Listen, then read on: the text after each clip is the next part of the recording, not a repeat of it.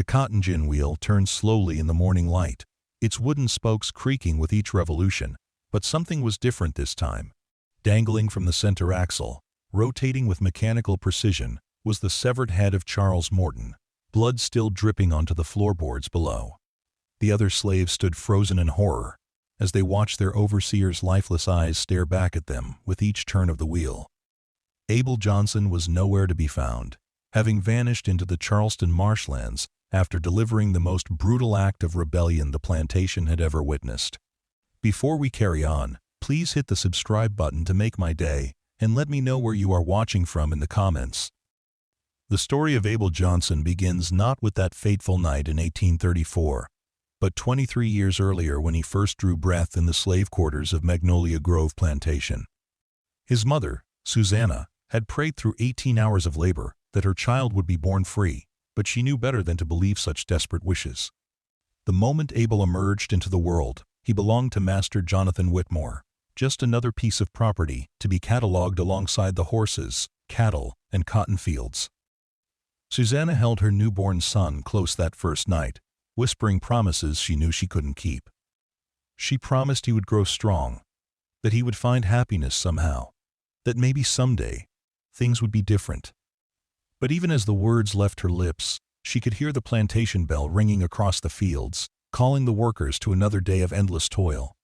The sound seemed to mock her hopes, a constant reminder that freedom was nothing more than a cruel fantasy for people like them. Abel's childhood was marked by the rhythm of plantation life, the endless cycle of planting and harvesting that defined every moment of every day. He learned to walk among the cotton rows, his small hands picking the white balls, while his back ached under the scorching South Carolina sun. By the time he was 7 years old, his fingers were permanently stained brown from the cotton oil, and his spine had begun to curve from the constant bending and stooping required to reach the lower plants. The boy showed an unusual intelligence that didn't go unnoticed by the plantation's white overseers. While other children his age struggled to understand basic instructions, Abel could memorize complex patterns of work assignments and remember the smallest details about crop rotations and planting schedules. This intelligence, however, proved to be more curse than blessing, as it made him a target for special attention from Charles Morton, who had arrived at Magnolia Grove when Abel was 10 years old. Morton was a different breed of overseer than the plantation had known before. Where previous supervisors had been content to maintain order through occasional displays of force, Morton seemed to derive genuine pleasure from inflicting pain. He was a lean man, with pale eyes that never seemed to blink, and he carried a leather whip that he had braided himself, adding small metal barbs to the tip that would tear flesh with each strike. The slaves quickly learned to fear the sound of his boots on the wooden walkways between the quarters, because it usually meant someone was about to suffer. Abel's first real encounter with Morton's cruelty came on a sweltering July morning when he was 12 years old. The boy had been assigned to help repair a section of fencing that had been damaged during a recent storm, and he was working alongside his uncle Jeremiah, a gentleman who had taught Abel how to carve small animals from pieces of wood during their rare moments of free time. The work was going well until Morton appeared, seeming to materialize from nowhere, as he often did when the slaves thought they were unobserved. Morton examined their progress with the cold calculation of a man inspecting livestock, running his pale fingers along the fence posts and testing the strength of their repairs. He found nothing wrong with the work itself, but that didn't stop him from finding fault. He claimed that Abel had been moving too slowly, that the boy was being lazy and setting a bad example for the other workers. Before Abel could protest or explain, Morton's whip was singing through the air, the metal barbs tearing through the thin fabric of the boy's shirt and opening 3 parallel gashes across his shoulder blades. The pain was unlike anything Abel had ever experienced, a burning fire that seemed to spread through his entire body with each heartbeat. But worse than the physical agony was the humiliation, the knowledge that he had done nothing wrong and yet was being punished anyway. He bit down on his tongue to keep from crying out, tasting blood, as he fought to maintain some shred of dignity in front of the other slaves who had gathered to watch. Morton seemed disappointed by the boy's stoic response, as if he had been hoping for screams or tears to validate his actions. That night, Susanna tended to her son's wounds with strips of cloth torn from her own dress and a poultice made from herbs she had learned to gather from the swamplands surrounding the plantation.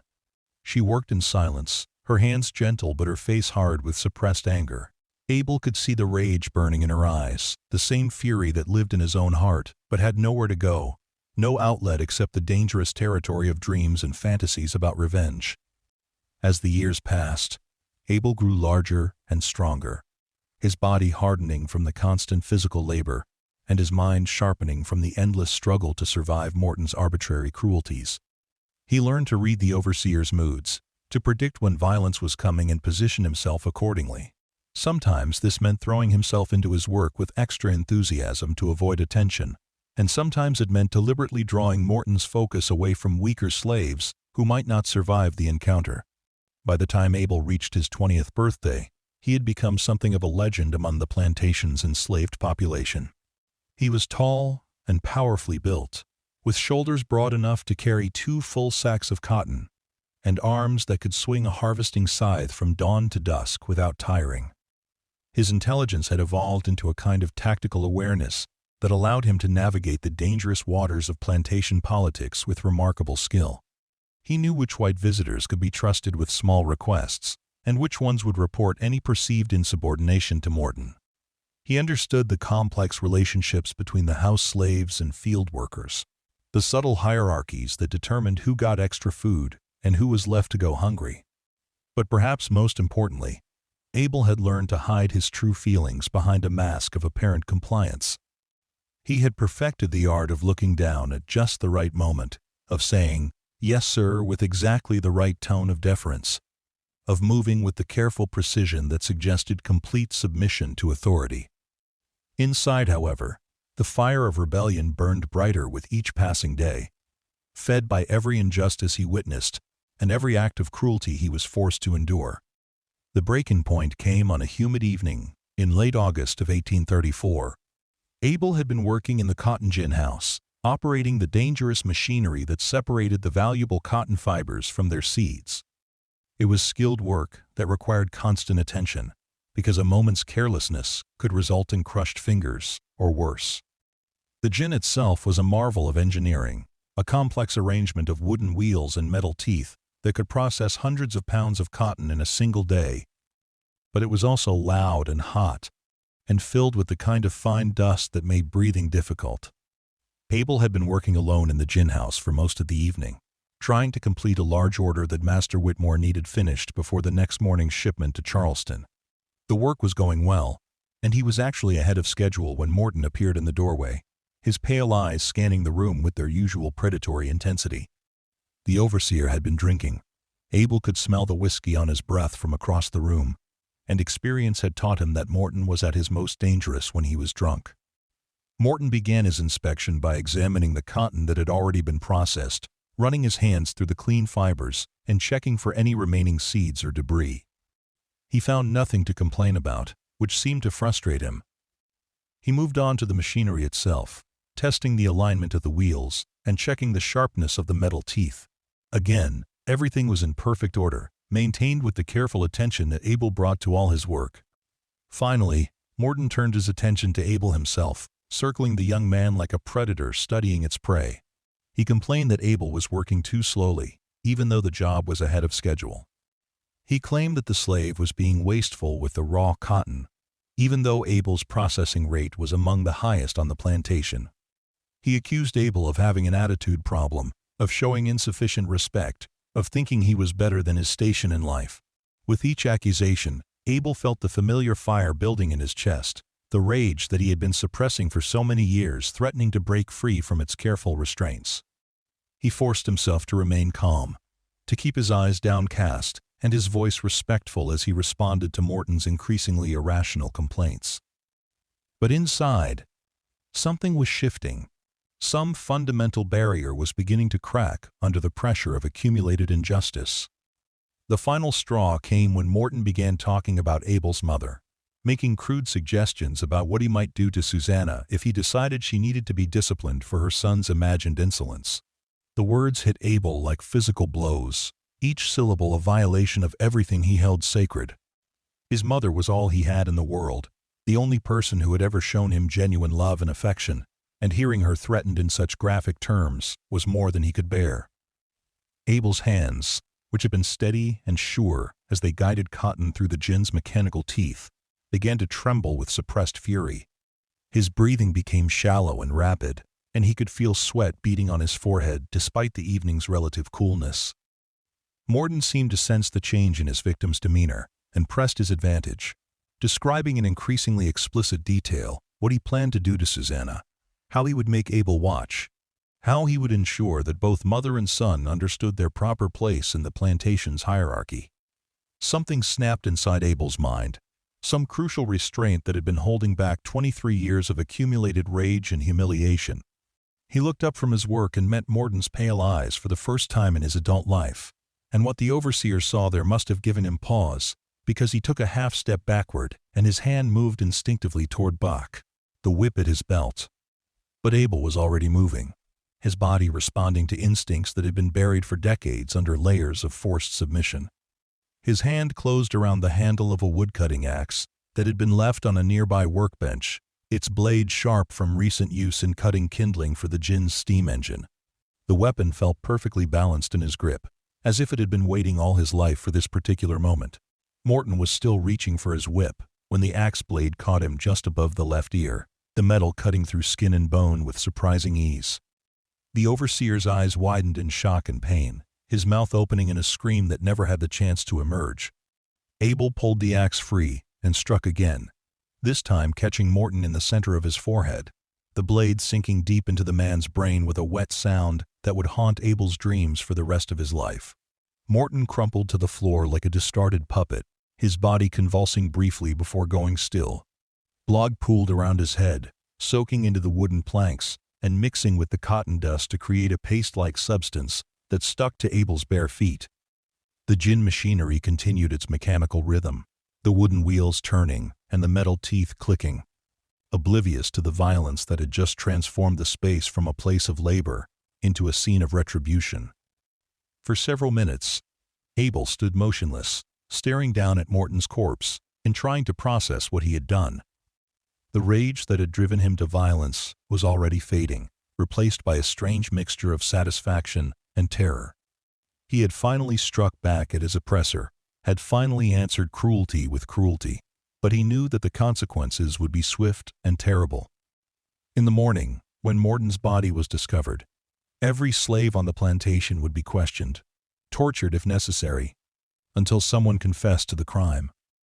But Abel had passed beyond the point of caring about consequences. The act of violence had liberated something inside him, some primal part of his nature that had been suppressed for too long. If he was going to die for what he had done, and he almost certainly was, then he would make sure that his death served a purpose. He would create a symbol that would be remembered long after his body had been buried in an unmarked grave.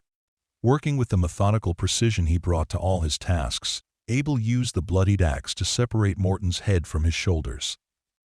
The process was messier and more difficult than he had anticipated, requiring several careful cuts to sever the spine and separate the various tissues that held the head in place. When he was finished, he was covered in blood from his fingertips to his elbows, and the gin house floor looked like the site of a battlefield. Abel carried Morton's severed head to the main wheel of the cotton gin, the large wooden structure that drove all the machinery's complex movements. He had spent countless hours maintaining and repairing this wheel, and he knew every bolt and bracket that held it together. Working quickly but carefully, he used strips of leather cut from Morton's own belt to secure the head to the wheel's central axle, positioning it so that the overseer's face would be visible from the gin house's main entrance. When his grisly work was complete, Abel stepped back to admire his handiwork. The cotton gin's wheel turned slowly, powered by the steam engine that ran throughout the night to keep the machinery ready for the next day's work. With each revolution, Morton's head completed a full circle, his lifeless eyes staring out at different parts of the gin house in turn. Blood dripped steadily from the severed neck, creating a growing puddle on the floor below, and the entire scene had an almost ritualistic quality that satisfied something deep in Abel's soul. He knew he had only a few hours before the other slaves would arrive for the morning shift, and he intended to use that time to disappear into the vast marshlands that surrounded the plantation. The wetlands were dangerous, filled with alligators and poisonous snakes, and treacherous patches of quicksand that could swallow a man whole. but they also offered the only real chance of escape from the manhunt that would inevitably be. Follow. Abel returned to the slave quarters one last time, moving silently through the darkness to his mother's small cabin. Susanna was asleep on her straw mattress, but she woke instantly when he touched her shoulder, her survival instincts honed by decades of plantation life. When she saw the blood on his hands and clothes, she knew immediately that something momentous had happened, something that would change their lives forever. He told her what he had done, speaking in whispers as he quickly gathered the few possessions he could carry: a spare shirt, a small knife, a piece of flint for starting fires. Susanna listened without comment, her face showing no surprise or horror, only a kind of grim satisfaction that her son had finally found the courage to strike back. When he was ready to leave, she pressed a small cloth bundle into his hands, food she had been saving from her own meager rations, and kissed his forehead with the tenderness she had shown him as a child. They both knew they would never see each other again, but neither of them spoke the words aloud. Instead, Susanna walked with him to the edge of the quarters, where the cultivated fields gave way to wild growth and the safety of the swamplands beyond. She watched him disappear into the darkness, her son transformed from a slave into something far more dangerous, a living symbol of resistance that would haunt the nightmares of every plantation owner in the region. Abel moved through the marsh with the careful confidence of someone who had spent his childhood exploring its hidden paths and secret places. He knew which areas were safe to traverse and which ones concealed deadly hazards. He knew where to find fresh water and edible plants, how to build shelter from the wind and rain, how to move silently enough to avoid detection by both human pursuers and the dangerous animals that called the wetlands home. As dawn approached, he found a large cypress tree whose hollow trunk provided perfect concealment and settled in to wait for the discovery of Morton's body. He didn't have to wait long. The screams began shortly after sunrise, when the first shift of workers entered the gin house and encountered the rotating display of their former overseer's head. The sounds of panic and horror carried clearly across the water, followed by the shouting of white voices as Master Whitmore and his associates tried to make sense of what they were seeing. Abel smiled grimly as he listened to the chaos unfolding at the plantation. He could imagine the scene perfectly, the slaves standing frozen in terror, while the white men argued about what to do next. Someone would be dispatched to fetch the sheriff, and within hours, the plantation would be swarming with armed men, determined to find and punish whoever was responsible for this unprecedented act of rebellion. The manhunt began before noon, with groups of armed whites combing through the slave quarters and searching every possible hiding place within the plantation's boundaries. When they found no trace of the perpetrator among the enslaved population, they began questioning individual slaves, using increasingly violent methods to extract information. But Abel had been careful not to confide in anyone except his mother, and Susanna would die before betraying her son's whereabouts. As the hours passed, the search expanded beyond the plantation itself, with tracking dogs brought in to follow whatever scent trail they could find. But Abel had anticipated this possibility, and had taken steps to confuse the animals by wading through shallow water and rubbing his clothes with strong-smelling marsh plants. The dogs lost his trail repeatedly, circling in frustrated confusion as their handlers cursed and threatened to shoot the useless animals. News of the gruesome discovery spread quickly through the Charleston area, carried by word of mouth and sensationalized newspaper accounts that described the scene in graphic detail. The image of Morton's head rotating on the cotton gin wheel captured the public imagination in a way that more conventional acts of slave rebellion never had. Here was something that went beyond simple violence or property destruction, something that seemed to come from a place of pure, primal rage that white society found both fascinating and terrifying. Other plantation owners in the region increased their security measures, hiring additional overseers and imposing stricter controls on their enslaved populations. The local militia was called out to patrol the roads and waterways, searching for any sign of the fugitive who had committed such an audacious act of revenge. Rewards were posted for information leading to Abel's capture, with the bounty growing larger each day as the authorities became more desperate to apprehend him. But Abel had vanished into the vast wilderness of the South Carolina Lowcountry, where a man with the right knowledge and skills could survive indefinitely without ever being detected by casual searchers. He built a series of temporary shelters in different parts of the marsh, moving between them according to a pattern that made it impossible for anyone to predict his location. He lived on fish and small game, supplemented by edible plants and roots that he had learned to identify during his childhood explorations. The physical hardships of life in the swamp were nothing compared to the psychological burden of what he had done. Every night, as he lay in whatever shelter he had constructed for himself, Abel would see Morton's face rotating endlessly in his memory, the pale eyes staring accusingly as blood dripped from the severed neck. He had no regrets about killing the man who had tormented him and threatened his mother, but he was haunted by the knowledge that his actions had probably made life worse for the slaves who remained on the plantation. Master Whitmore had hired a new overseer within a week of Morton's death, a man named Crawford who was even more brutal than his predecessor. Crawford seemed determined to prevent any repeat of the rebellion by ruling through pure terror, and the stories that filtered out to Abel through the network of communication that connected all the enslaved communities in the region were almost too horrible to believe. Slaves were being whipped for the smallest infractions, families were being separated and sold to distant plantations, and the living conditions in the quarters had deteriorated to levels that bordered on deliberate starvation. Abel knew that he bore some responsibility for these increased sufferings, but he also understood that the system of slavery itself was the true source of the problem. His act of violence had merely revealed the brutality that had always existed beneath the surface of plantation life. The fundamental truth that the entire economic structure of the South depended on the systematic dehumanization of millions of people. As the months passed, Abel's story took on a life of its own in the collective memory of the enslaved population throughout the region. Details were added and embellished with each retelling until the historical Abel Johnson became a legendary figure whose exploits grew more dramatic with each generation of storytellers.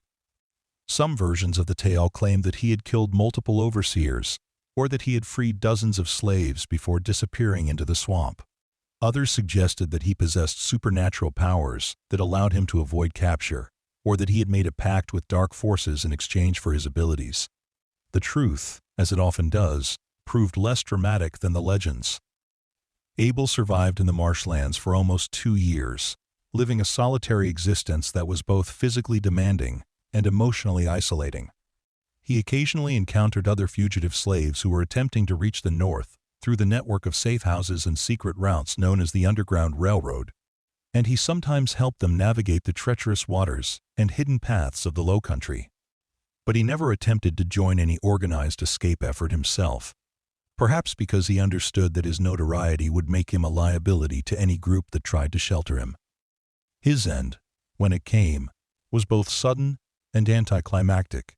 In the early spring of 1836, Abel was foraging for wild onions in a section of marsh that he had previously considered safe when he stumbled into a carefully planned trap. A group of professional slave catchers, men who made their living hunting down fugitives for the substantial rewards offered by their former owners, had been studying his movement patterns for weeks. They had identified several locations where he regularly searched for food and had positioned themselves accordingly. The capture itself was swift and efficient. Abel found himself surrounded by armed men before he had time to run or fight, and he was too exhausted from 2 years of constant vigilance to offer any meaningful resistance.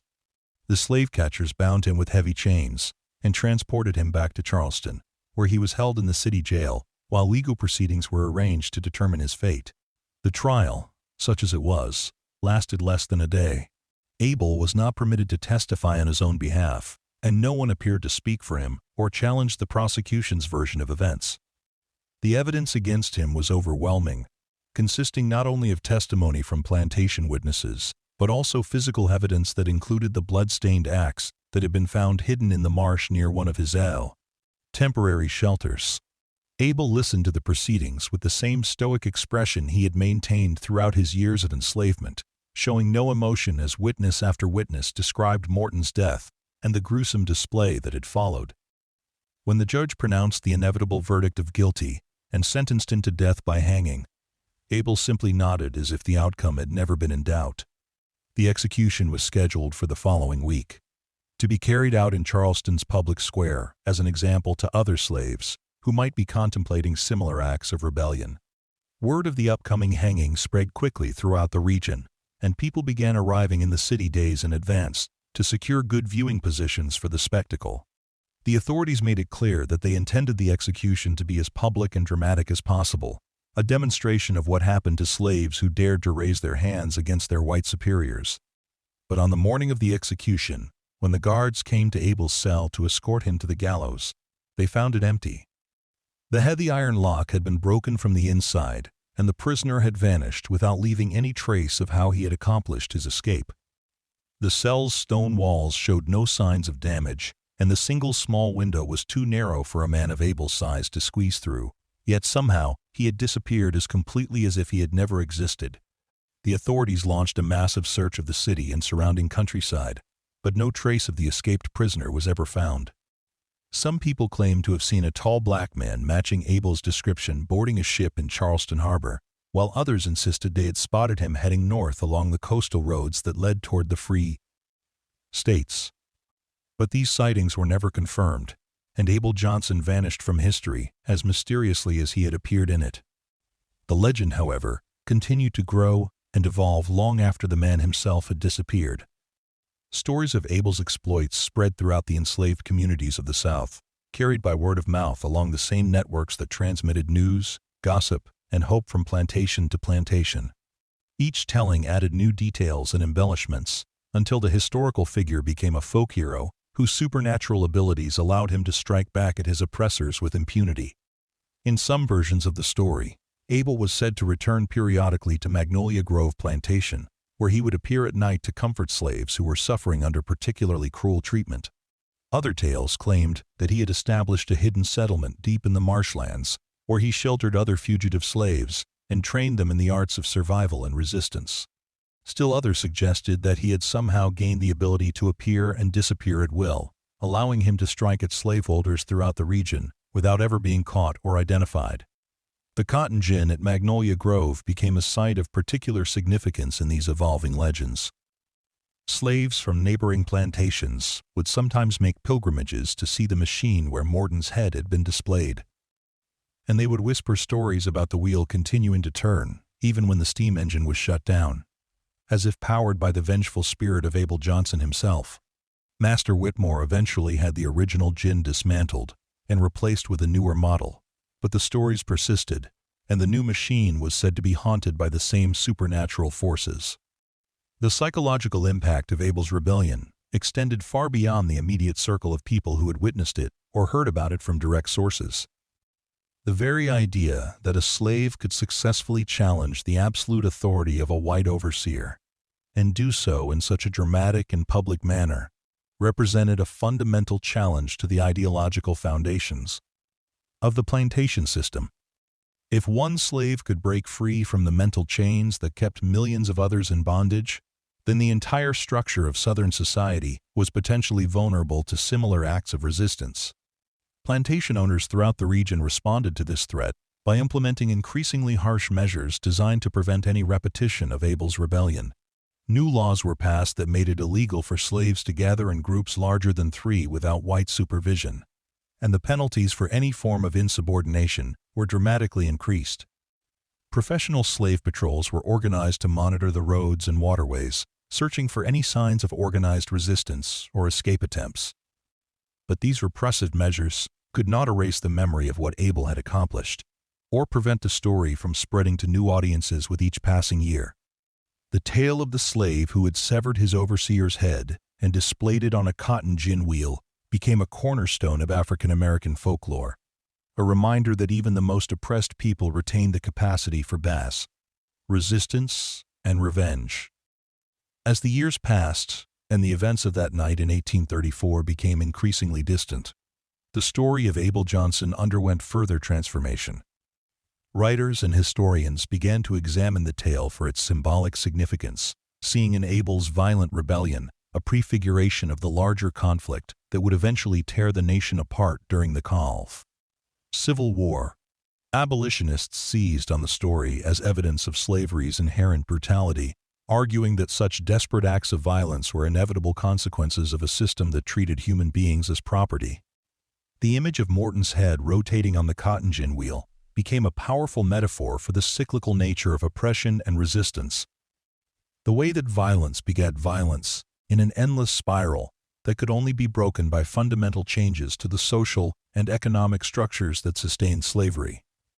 Artists and writers found in this image a rich source of symbolic material, using it to explore themes of justice, revenge, and the human capacity for both cruelty and courage. Modern historians have attempted to separate fact from fiction in the Abel Johnson story, but the documentary evidence is sparse and often contradictory. Plantation records from Magnolia Grove confirm that an overseer named Charles Morton was indeed murdered in August of 1834, and that a slave named Abel was suspected of the crime. But the details of how the murder was committed and what happened to Morton's body afterward remain matters of speculation and debate.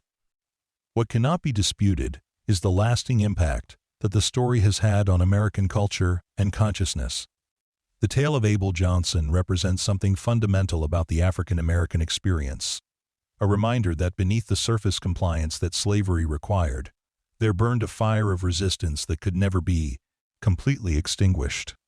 The image of the severed head rotating on the cotton gin wheel serves as a powerful symbol of that resistance, a grotesque but undeniably effective challenge to the assumptions and pretensions of white supremacy.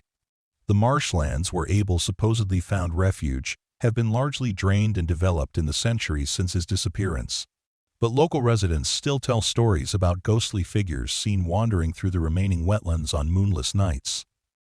Some claim these apparitions are the spirits of escaped slaves who died in the swamps while attempting to reach freedom, while others insist they represent Abel Johnson himself, still roaming the landscape where he once found temporary sanctuary from his pursuers. Whether these modern sightings have any basis in reality is less important than what they represent about the enduring power of Abel's story.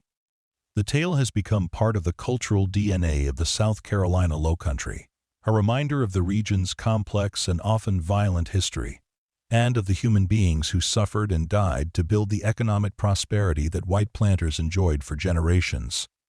The cotton gin itself, the machine that played such a central role in Abel's act of rebellion, has become obsolete in the modern agricultural economy, replaced by more efficient technologies that can process cotton without the need for the kind of intensive manual labor that characterized 19th-century plantations.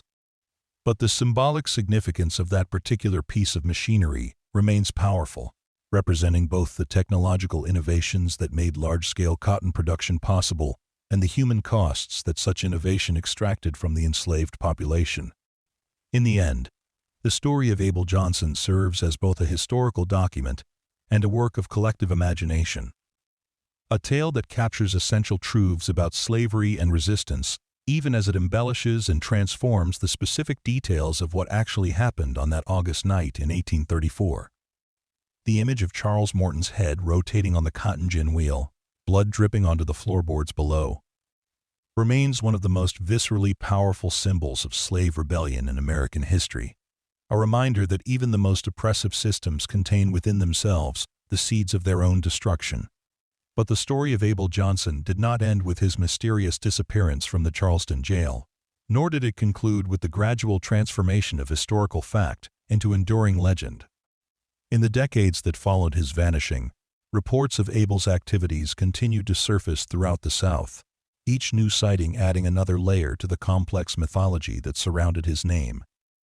The first confirmed report came in the spring of 1837, nearly a year after his escape from custody, when a group of slave catchers, working the border regions between South Carolina and Georgia, encountered a tall black man who matched Abel's description perfectly.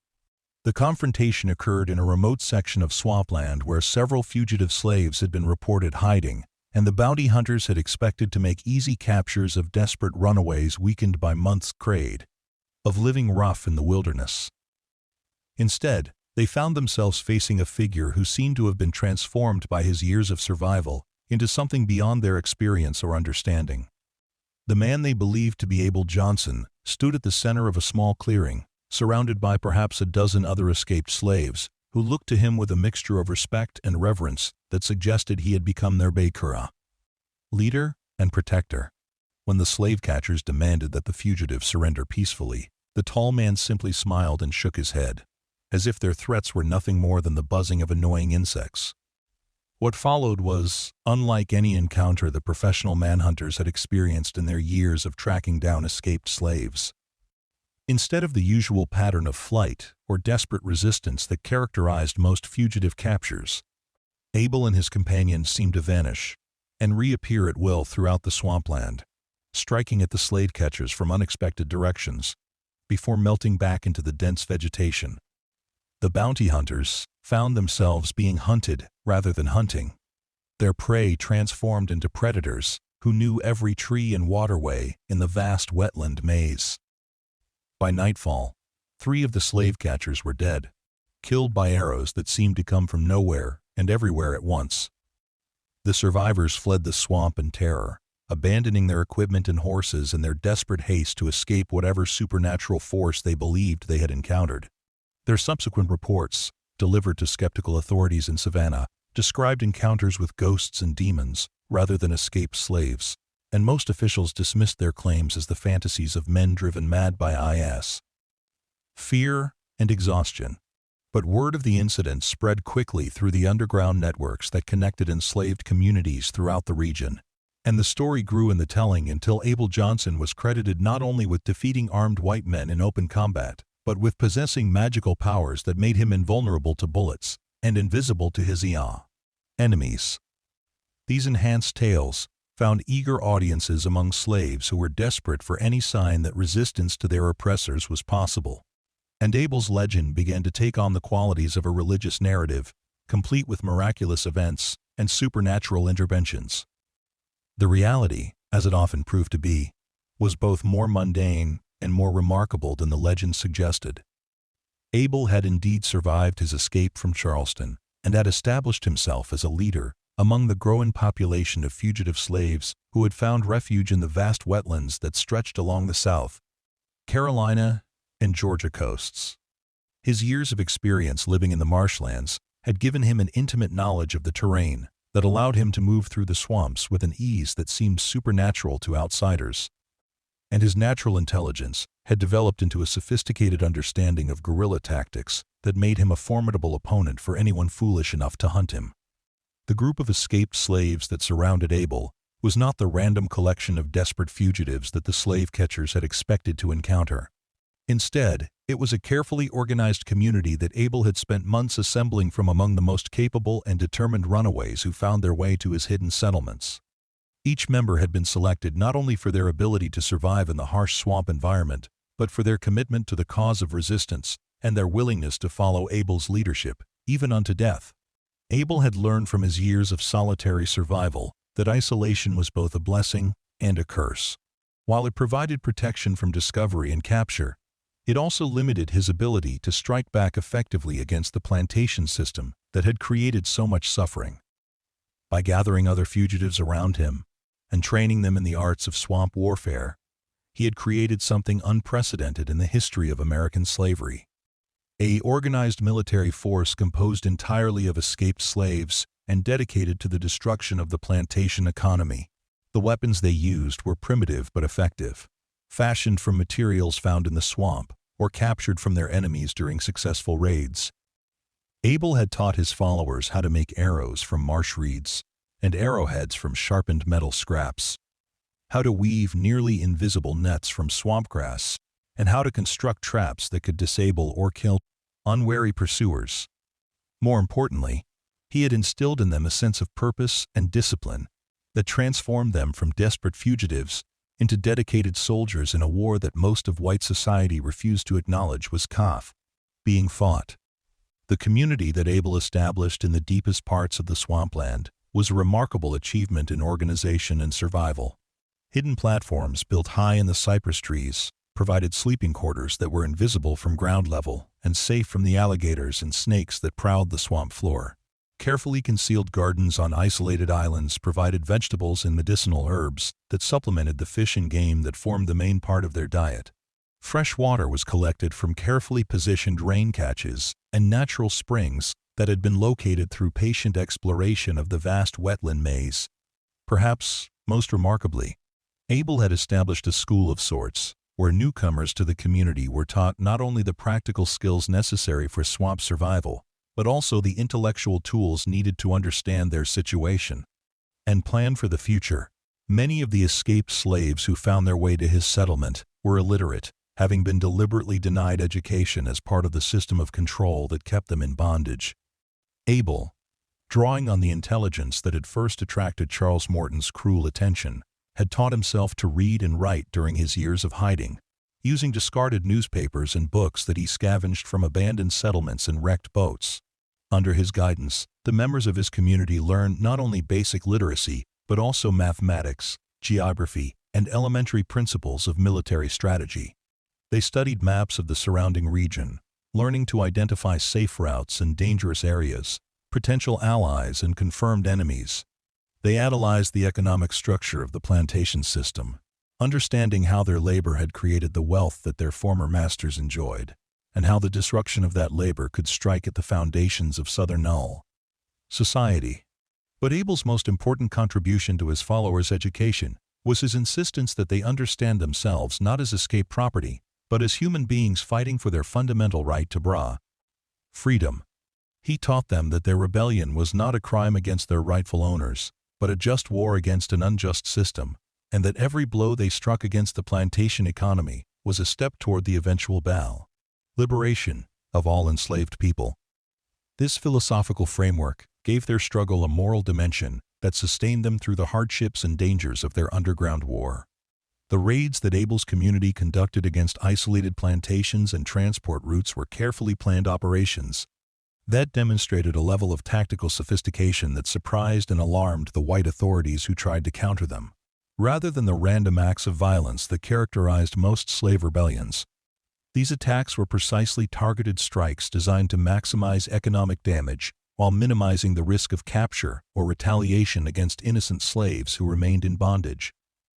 A typical raid might involve the destruction of cotton gins or other expensive machinery, the liberation of stored crops or finished goods, and the recruitment of additional fugitives from among the plantation's enslaved population. The raiders would appear out of the swampland like ghosts, strike swiftly and efficiently at their chosen targets, and then vanish back into the wetlands before any effective response could be organized. They left behind signs of their presence, messages carved into trees, or painted on buildings that proclaimed Abel's continued existence and defiance of white authority. These messages served multiple purposes beyond simple psychological warfare. They provided a means of communication with slaves who remained on the plantations, letting them know that escape routes existed for those brave enough to attempt them. They offered encouragement to enslaved people who might be contemplating resistance, demonstrating that successful rebellion was possible even under the most oppressive conditions. And they served notice to plantation owners that their absolute control over their human property was not as secure as they might have believed. The economic impact of these raids was far greater than their relatively small scale might have suggested. The destruction of expensive machinery forced plantation owners to invest heavily in replacements and increased security measures, reducing the profitability of their operations. The constant threat of attack made it difficult to maintain normal work routines, as overseers and slaves alike remained constantly alert for signs of impending raids. Most significantly, the successful recruitment of additional fugitives steadily reduced the labor force available to work the fields, creating a labor shortage that drove up costs and reduced productivity throughout the affected region. Insurance companies began refusing to provide coverage for plantation equipment and crops in areas where Abel's raiders were known to operate, forcing owners to bear the full cost of any losses they might suffer. Some planters hired private security forces to protect their properties, but these mercenaries were expensive and often proved ineffective against enemies who knew the terrain intimately and could strike from unexpected directions. The cumulative effect was to make slavery significantly less profitable in the coastal regions where Abel's influence was strongest, undermining the economic foundations that supported the entire system. As word of these successes spread through the enslaved communities of the South, Abel Johnson's reputation grew from that of a local folk hero to something approaching mythical status. Stories of his exploits were carried by the same networks that transmitted other forms of resistance culture, including spirituals that encoded escape routes and religious sermons that proclaimed divine judgment against the oppressors of God's people. In these narratives, Abel became not just a successful rebel, but a messianic figure whose struggle represented the hopes and dreams of millions of enslaved Americans. The authorities responded to this growing threat with increasingly desperate measures designed to eliminate Abel and his followers before their influence could spread further. Professional military units were deployed to hunt the fugitive community, using tracking dogs and local guides in systematic sweeps of the swamplands. Rewards for Abel's capture were increased to unprecedented levels, attracting bounty hunters from across the South who were willing to risk their lives for the chance of claiming the substantial prize money. But Abel had learned from his earlier capture that survival required constant vigilance and careful planning. His community was organized into small, mobile units that could scatter and regroup as circumstances required, making it impossible for conventional military forces to pin them down for long enough to engage awry. In decisive combat, the raiders had established multiple base camps throughout the vast wetland complex, connected by hidden paths that were known only to community members and marked by subtle signs that would be invisible to outsiders. When military pressure became too intense in one area, the entire community could relocate to a different region within a matter of days, leaving behind nothing but empty platforms and cold fire pits to frustrate their pursuers. This mobility was made possible by their intimate knowledge of the swampland environment and their willingness to travel light, carrying only the most essential possessions and weapons. They had learned to live off the land completely, requiring no supply lines or external support that might be intercepted by their enemies. The psychological impact of their ability to vanish and reappear at will was perhaps even more valuable than its tactical advantages. Military commanders found themselves chasing phantoms through treacherous terrain, spending weeks in fruitless searches that accomplished nothing except to exhaust their men and waste their resources. The swamps themselves became weapons in Abel's hands as his enemies struggled with diseases, dangerous animals, and disorienting terrain that claimed more casualties than direct combat ever did. Meanwhile, Abel's reputation continued to grow among the enslaved population throughout the South, carried by word of mouth along the same routes that brought news of family members sold to distant plantations and rumors of political developments that might affect the future of slavery. His story had become a cornerstone of resistance culture, a narrative that provided both practical guidance for those contemplating escape and spiritual sustenance for those who remained in bondage. The legend had grown far beyond the historical facts of Abel's life and actions, incorporating elements drawn from African folklore, Christian theology, and Native American survival techniques. In some versions of the story, Abel was said to possess the ability to communicate with the spirits of deceased slaves, who provided him with intelligence about enemy movements and warnings of impending dangers. Other tales credited him with supernatural strength that allowed him to kill alligators with his bare hands and leap across impossible distances between the trees. These mythological embellishments served important functions within the enslaved communities that preserved and transmitted Abel's story. They provided a framework for understanding resistance that transcended the immediate practical concerns of escape and survival, placing individual acts of rebellion within a larger cosmic struggle between good and evil. They offered hope to people who had little reason for optimism, suggesting that divine or supernatural forces were aligned with the cause of freedom and would ultimately ensure the triumph of justice over oppression. But perhaps most importantly, these stories served as a form of coded communication that allowed enslaved people to share practical information about escape routes and resistance tactics while maintaining plausible deniability if questioned by suspicious whites. A story about Abel's magical ability to walk on water might actually contain detailed information about shallow crossing points in local rivers, while tales of his supernatural invisibility could encode instructions for moving through hostile territory without detection. The impact of Abel's legend extended beyond the enslaved communities of the South to influence the broader national conversation about slavery and its future. Northern abolitionists seized on his story as evidence of the inherent brutality of the plantation system and the inevitable resistance it would provoke among its victims. They published pamphlets and newspaper articles that portrayed Abel as a freedom fighter whose violent methods were justified by the violence of the system he opposed.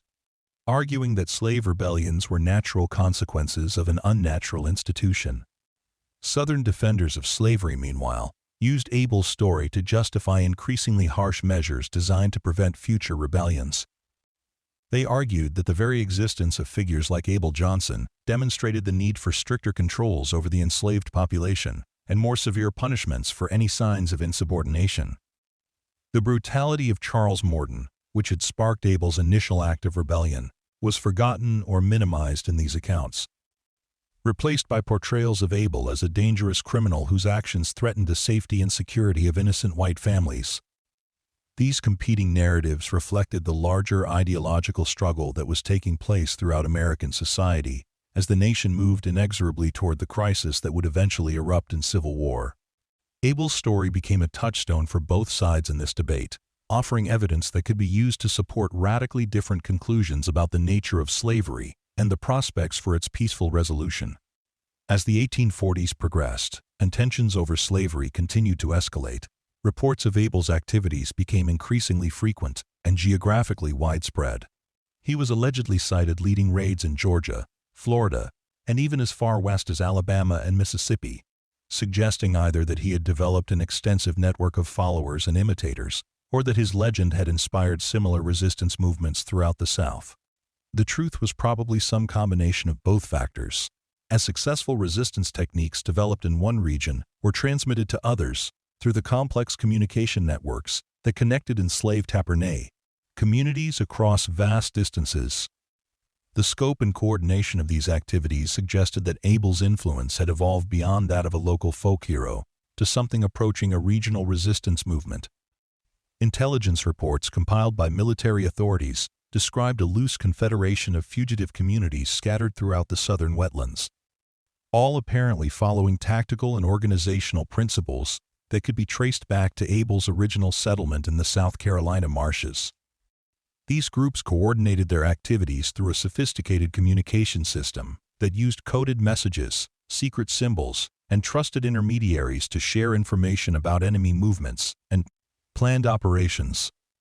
The economic impact of this expanding resistance network was becoming impossible for Southern authorities to ignore or minimize. Insurance rates for plantation equipment and crops continued to rise throughout the affected regions, while the constant threat of raids forced plantation owners to invest heavily in security measures that reduced their profit margins. More significantly, the steady drain of enslaved workers to the fugitive communities was creating labor shortages that drove up the cost of replacement workers and reduced the overall productivity of the plantation system. Some forward-thinking planters began to question whether the traditional methods of controlling their enslaved workforce were adequate to meet the challenges posed by organized resistance movements like the one Abel had inspired. They experimented with improved living conditions, reduced working hours, and other reforms designed to reduce the incentives for rebellion and escape. But these moderate measures were opposed by hardcore defenders of the plantation system, who argued that any concessions to enslaved workers would be interpreted as signs of weakness and would only encourage further resistance. The debate over how to respond to the challenge posed by Abel Johnson and his followers reflected deeper divisions within Southern society about the future of slavery itself. Progressive planters who favored gradual reform found themselves at odds with conservative hardliners, who insisted that any deviation from traditional methods would undermine the entire foundation of Southern civilization. These internal conflicts weakened the effectiveness of anti-rebellion efforts and created opportunities that skilled resistance leaders like Abel were quick to exploit.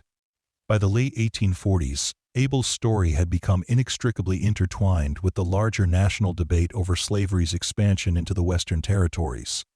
Abolitionists pointed to his continued success as evidence that enslaved people would never accept their condition peacefully, while pro-slavery politicians used reports of his raids to argue for stronger federal support for efforts to suppress slave rebellions. The legend of the slave who had severed his overseer's head and displayed it on a cotton gin wheel had become a symbol of the irreconcilable differences that were driving the nation toward civil war. The California gold rush of 1849 brought new complications to Abel's situation, as thousands of fortune seekers passed through the southern states on their way to the gold fields. Some of these travelers carried stories of Abel's exploits to new audiences in the West, where they found receptive listeners among miners and settlers who had little sympathy for the plantation system. More significantly, the flood of gold seekers created new opportunities for escaped slaves to blend in with the crowds of travelers and find transportation to regions where slavery was prohibited by law. Abel apparently recognized the potential of this situation and began organizing what amounted to an underground railroad through the southern swamps, guiding escaped slaves to coastal ports where they could find passage on ships bound for California or other free territories. This operation required a level of coordination and resources that suggested his organization had grown far beyond its original role as a simple fugitive community, evolving into something that resembled a military unit engaged in systematic warfare against the institution of slavery. The success of these escape operations prompted Southern authorities to implement even more draconian security measures, including the establishment of permanent military posts in strategic locations and the creation of specialized anti-rebellion units trained specifically to combat organized slave resistance. But these efforts were hampered by the same factors that had frustrated earlier attempts to capture Abel: the vast and inhospitable terrain of the southern wetlands, the intimate knowledge that the fugitives possessed of their environment, and the growing support they received from enslaved communities throughout the region. As the 1850s dawned and the national crisis over slavery intensified, Abel Johnson had become something unprecedented in American history: an escaped slave who had successfully established and maintained an independent military force capable of conducting sustained operations against the plantation system. His transformation from individual rebel to resistance leader paralleled the larger transformation of American slavery from a regional institution to a national crisis that threatened to tear the country apart.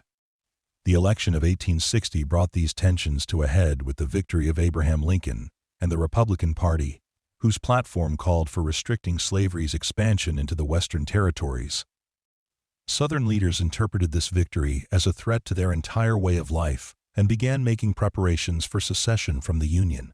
In this charged atmosphere, figures like Abel Johnson took on new significance as symbols of the internal contradictions that made the slavery system ultimately unsustainable.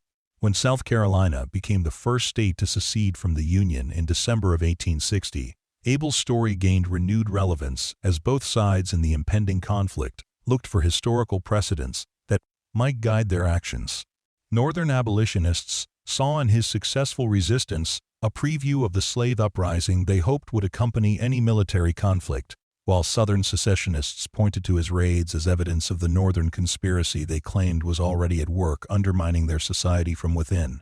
The outbreak of the Civil War in April of 1861 marked the beginning of the end for the plantation system that had created so much suffering and resistance. As Union armies advanced into the South and enslaved people began fleeing to federal lines in unprecedented numbers, the organized resistance movements that Abel had pioneered found themselves transformed from underground opposition forces into auxiliary units supporting the Union war effort. Reports from this period suggest that Abel himself may have played a role in these developments, using his organizational skills and knowledge of Southern terrain to help guide escaped slaves to Union lines and assist federal forces operating in coastal regions.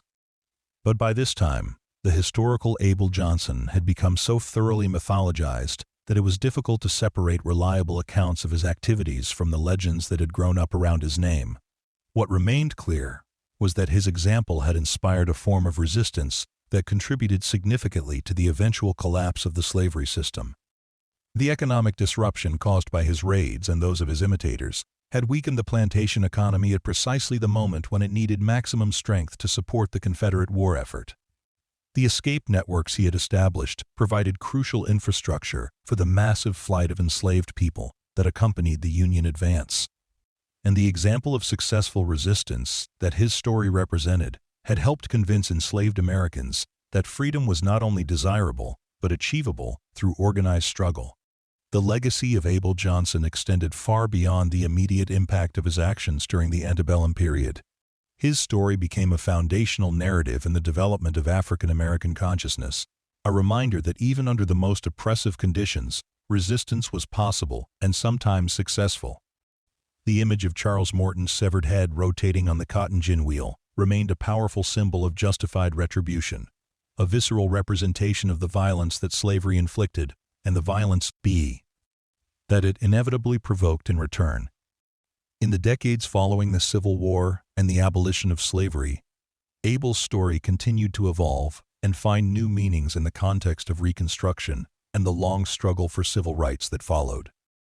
During the dark days of Jim Crow segregation, when legal and extra-legal violence was used to suppress African American political participation, stories of Abel's successful resistance provided inspiration for those who refused to accept the subordinate status that white society attempted to impose on them. The Great Migration of the early 20th century brought Abel's story to new audiences in northern cities, where it found resonance among African Americans who were discovering that freedom from slavery had not brought freedom from oppression.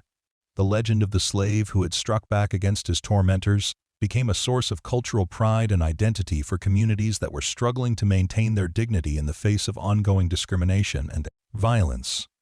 Civil rights activists of the 1950s and 60s drew inspiration from Abel's example as they organized their own resistance to unjust laws and customs.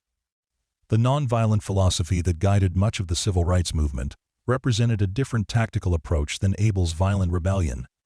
But the underlying principle was the same: the refusal to accept oppression as a permanent condition and the willingness to risk everything in the struggle for justice. Modern historians and scholars have continued to grapple with the challenge of separating historical fact from mythological elaboration in the Abel Johnson story. Archaeological investigations of sites associated with his legend have uncovered evidence of semi-permanent settlements in remote swampland areas, suggesting that organized fugitive communities did indeed exist in the locations where Abel was said to have operated. But definitive proof of his individual existence and specific actions remains elusive, obscured by the passage of time and the deliberate secrecy that surrounded resistance activities during the slavery period. This historical ambiguity has not diminished the power of Abel's story to inspire and instruct new generations of Americans grappling with questions of justice, resistance, and social change.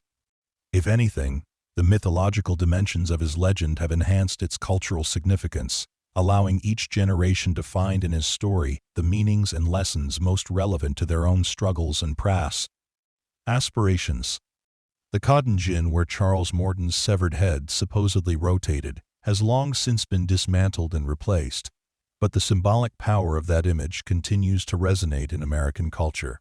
It serves as a reminder that systems of oppression, no matter how firmly established or brutally enforced, contain within themselves the seeds of their own destruction. The violence that maintains such systems inevitably provokes counter-violence from its victims, and the cycle continues until fundamental change makes further violence unnecessary. Abel Johnson, whether he existed as a historical individual or emerged purely from the collective imagination of the enslaved community, represents something essential about the American experience: the persistent struggle between freedom and oppression, justice and exploitation, human dignity and systemic dehumanization. His story reminds us that this struggle is never finally resolved, that each generation must choose anew whether to accept injustice as inevitable or to risk everything in the cause of creating a more perfect union. The marshlands of South Carolina, where Abel supposedly found refuge, have been largely transformed by centuries of development and environmental change. But they remain powerful symbols of the hidden spaces where resistance could flourish, even under the most oppressive conditions.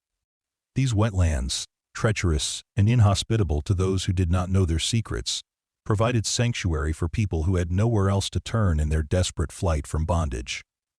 Today, visitors to these coastal regions can still see remnants of the world that shaped Abel Johnson's story. The abandoned rice fields where enslaved people labored under brutal conditions, the surviving plantation houses that were built with the wealth extracted from human bondage, and the endless stretches of marsh and forest that offered both refuge and danger to those brave enough to seek freedom in their depths. The story of Abel Johnson continues to evolve with each telling, as new audiences discover in his legend the inspiration and guidance they need for their own struggles against injustice. Whether he was a historical figure or a mythological creation, Abel represents the indomitable human spirit that refuses to accept oppression as a permanent condition and insists that freedom is worth any sacrifice required to achieve it. In the end, perhaps the question of Abel's historical existence is less important than the enduring power of his story to remind us that resistance to oppression is not only possible but necessary, that the struggle for justice requires courage and sacrifice from each generation, and that even the most brutal systems of exploitation can be overcome by people who refuse to accept defeat. The image of Charles Morton's severed head rotating on the cotton gin wheel may be disturbing and violent, but it also represents hope, the hope that no system of oppression, no matter how powerful or entrenched, could ultimately withstand the determined resistance of those who refuse to be broken.